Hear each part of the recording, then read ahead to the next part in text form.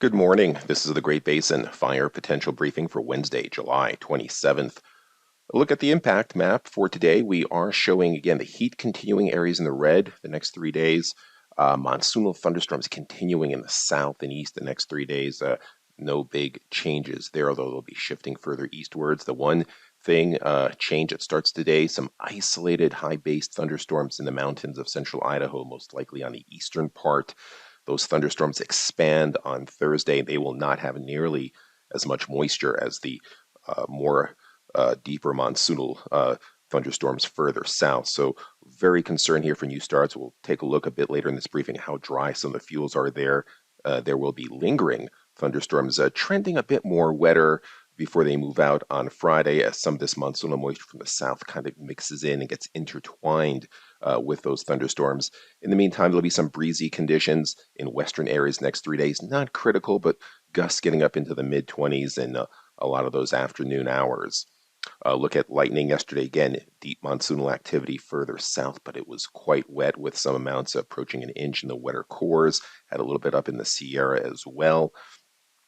New fire starts in the red, existing or recent fires in the yellow. The larger open circles indicate our ongoing large incidents.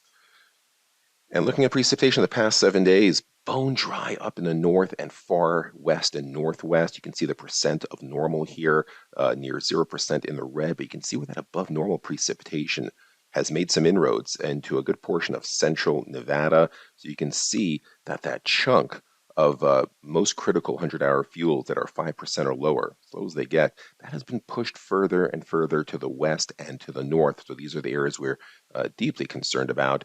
And with that upcoming lightning, we talked about central and eastern Idaho into western Wyoming. You can see the ERCs here in the vicinity of the Salmon Chalice above the 97th percentile at record dry levels, and in western Wyoming also well above the normal being the gray. The blue line is the actual.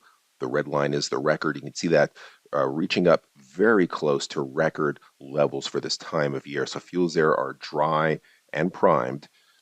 Look yesterday at some of the weather activity. This is the deep monsoonal moisture. Lots of broken to overcast cloud cover here with that precipitation. But we see that the Moose Fire had exhibited good behavior and spread with that plume of smoke again. And hard to see, but a little bit of smoke from the Woodtick Fire coming out towards the end of the day up there. So that timber area can burn if lightning hits in the right spot.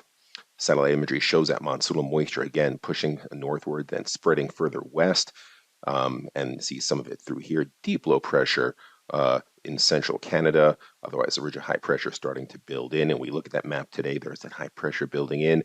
There's the greenish monsoonal moisture in place. And this area in black indicates that basically anywhere here could see an isolated thunderstorm. If you look very carefully, a little blip of gray here indicates where an isolated storm could occur.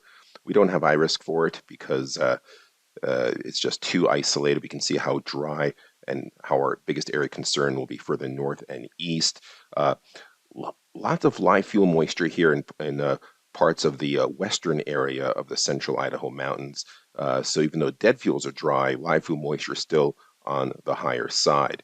Humidities, you can see them single digits to teens here across the area. This 21% probably reflects smoke downwind of the Moose Fire, but most likely low to mid-teens would be the average humidity through here, of course, much higher further south.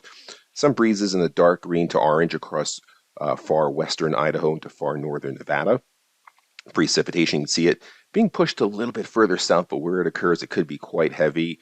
And some of these amounts localized in this purple area could be over an inch, and just a few isolated blips through here.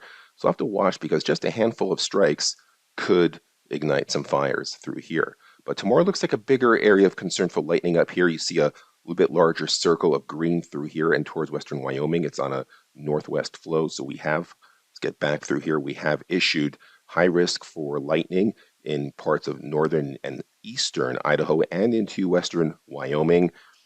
So that's our main concern through there. The humidities will be mostly in the mid-teens, maybe a little bit higher under the cores of some of those thunderstorms. Some light breezes, maybe gusting in the low 20s in parts of western Idaho and parts of Nevada. You can see the precipitation, quite a bit of it. And in some of these wetter areas through here, we don't expect fire starts as much as in these grayish areas where we're just getting a trace amounts to a couple hundredths of an inch. So we'll see how that plays out.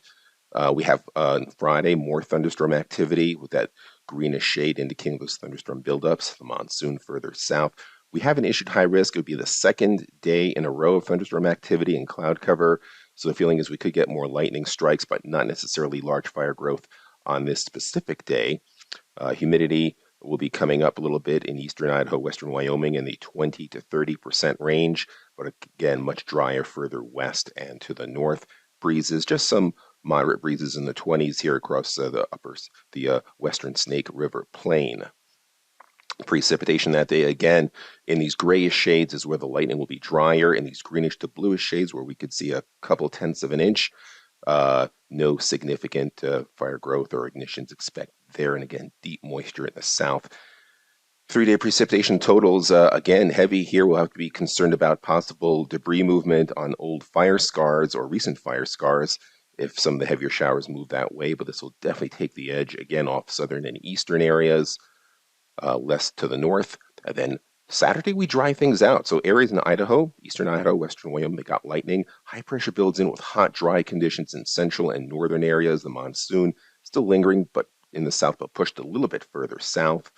High pressure still in place. The monsoon around this high curves back around into Nevada on Sunday.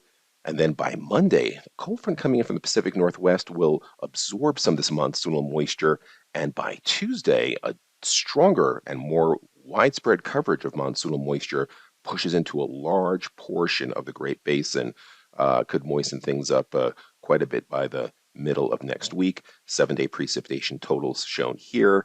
And the 8 to 14 day, and on the right, this says it all, the monsoon was expected to be in full force August 3rd to August 9th, and getting up into parts of central and eastern Idaho and western Wyoming as well. Be a welcome respite for as long as it does last.